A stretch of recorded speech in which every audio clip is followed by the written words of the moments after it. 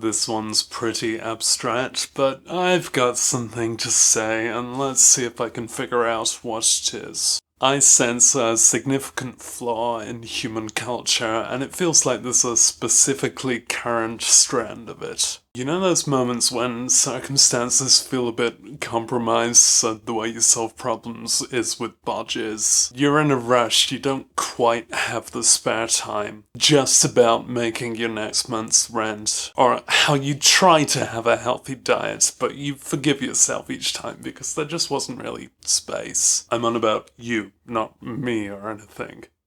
I think this vibe is applicable to most, if not all, of life. I think it's fucking constant. I'm British or something, and I reached adulthood when there was a huge recession and then a conservative government came to power. Not that things were great beforehand, but the Conservative coalition government introduced measures of austerity. Yeah, they actually branded it as that. Who wants some austerity? It's the poverty of hope. Governmentally, it's a con. There is no need for anyone to face financially austere times, whilst others have finances they're not putting to use. These others who are protected by the government, basically they just aren't the government. But politics being fucked isn't the observation I intend here. I want to extrapolate how that and the general neoliberal mindset affected everything else, how it trickled down. We get by on this idea that we're just putting up with dire, farcical, barren circumstances just for the moment. But it's actually forever. This pandemic has cemented it, has vindicated my theory, but it was already way too true. I encounter lots of bits of this in the job I get paid to do, but let's not do that in this video. If we look at employment in general, though, companies will pay you the least they can get away with. And the way targets are set encourages discrete units of strain with no gaps. Plenty of overlap, thereby summing to constant strain. Work contracts are often subject to 6-month renewals at best, with no point of comfort in sight. As a mutation of the 20th century professional model, it's one that's adjusted to scarcity as a default. I think this vibe occurs in every workplace, a snafu principle, but really it's in every system in all aspects of late capitalism, because we're so resigned to austerity, to precarious balance and bodging. Solutions that patch over problems temporarily, retaining them to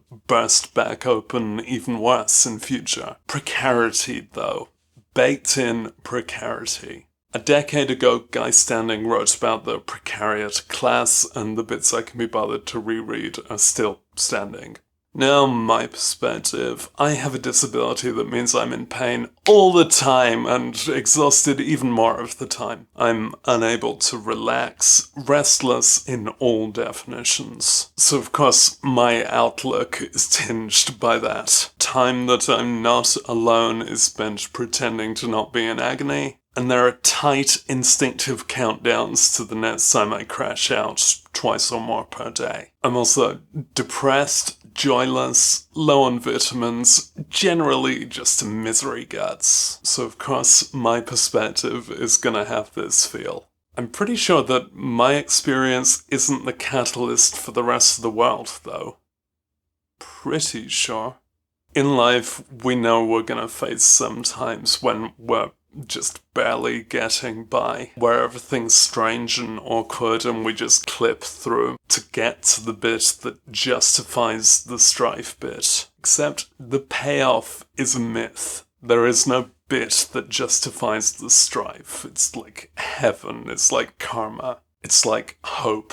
Experience tells us shit doesn't get better. Videos when I'm sat here, I've described things in social terms. And I do feel that adult social existence is the same thing. We're all envisioned as a survival mission on our own. We function on desperation with the goal of not having to look like we do. I can neither wrangle nor wangle a conclusion angle from this ramble. Just life be like that. It's the sentimental post-apocalypse. If there was an end of history, we're now in the kill screen. I'm gonna have to Collins-plain the word kill screen now, so pause if you need that.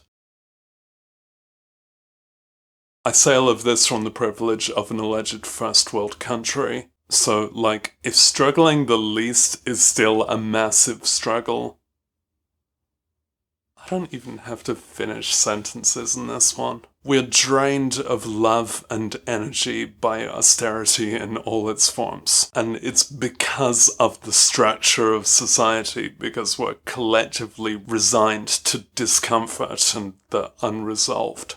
I guess I'm at least doing my bit by having no place in society at all.